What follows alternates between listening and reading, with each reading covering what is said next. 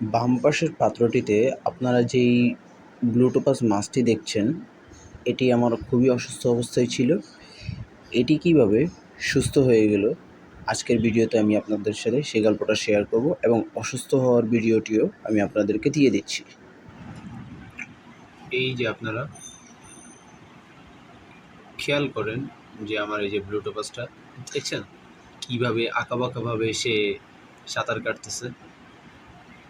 গত 2 দিন যাবতই আমার এই ব্লুটোপাসটার এই একই অবস্থা। হয়তোবা আর কয়েকদিনের ভিতরে এটি মারা যাবে।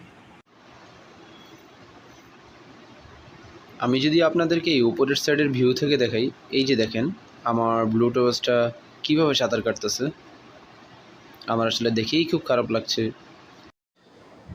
এখন আমি আপনাদেরকে বলবো যে কীভাবে আমার এই অসুস্থ ব্লুটোপাস মাছটি সুস্থ হয়ে গেল। আশা করি এগুলো আপনাদেরও মাছ সুস্থ করার ক্ষেত্রে অনেকাংশে হেল্প করবে। গত 2 সপ্তাহ আগে এই মাছটির একটি অস্বাভাবিক আচরণ খেয়াল করি, যেই কারণে আমি মাছটিকে সাথে সাথে আলাদা করে ফেলি। তখন আমি বুঝে ফেলেছিলাম যে মাছটির ইন্টারনাল প্যারাসাইট হয়েছে। তার পরবর্তীতে আমি এটিকে কীভাবে সুস্থ করে তুলি সেটাই আপনাদেরকে এখন আমি বলবো। এরকম একটা 5 লিটারের পাত্র নিয়েছি, যে পাত্রে অর্ধেক পরিমাণ পানি দিয়ে সেই পানিটিতে আমি এই ডক্টর অ্যাকোয়া এই মেডিসিনটি আমি ব্যবহার করি। তারপর পানি ক্লিন করার জন্য ওয়াটার কেয়ার এটি ব্যবহার করি। আর এই মিথিলিন ব্লুটি আমি ব্যবহার করেছি।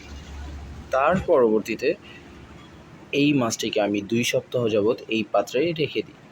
রেখে দেওয়ার পর আমি গত 2 দিন যাবৎ দেখতেছি যে মাছটি খুবই সুস্থভাবে চলাফেরা করতেছে, যেটা আমি দেখে খুবই আশ্চর্য হই। কারণ আমি একদমই আশা ছেড়ে দিয়েছিলাম, কারণ প্যারাসাইট হওয়া মাছগুলো সাধারণত সারভাইভ করে না।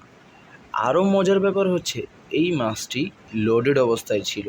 তো আমি ভেবেছিলাম হয়তো মাছটা মারা যাবে। আমি একদিন ভেবেছিলাম যে মাছটিকে আমি ফেলেও দিব, বাট ভাবলাম যে না, রেখে দিই। আজকে সকালবেলা আমি দেখি এই মাছটি, এই যে এখানে আপনারা যদি একটু খেয়াল করেন, কিছু ফ্রাইসও দিয়েছে, যেইটা আমাকে আরও বেশি অবাক করে তোলে। এই অসুস্থ মাছটি সুস্থ হওয়া মাত্রই সে কিছু ফ্রাইস দিয়ে দেয়। সো এই ছিল আমার প্যারাসাইটে আক্রান্ত মাছটির একটি জার্নি। আশা করি এগুলো আপনাদেরকে অনেকটা সহায়তা করবে যে মাছের প্যারাসাইট হওয়ার পরও যে আপনারা কীভাবে যত্ন নেবেন। আশা করি এই গল্পটা আপনাদের অনেক হেল্প করবে মাছের যত্ন নিতে আর প্যারাসাইট হওয়া মাছগুলোকে সুস্থ করতে। ধন্যবাদ।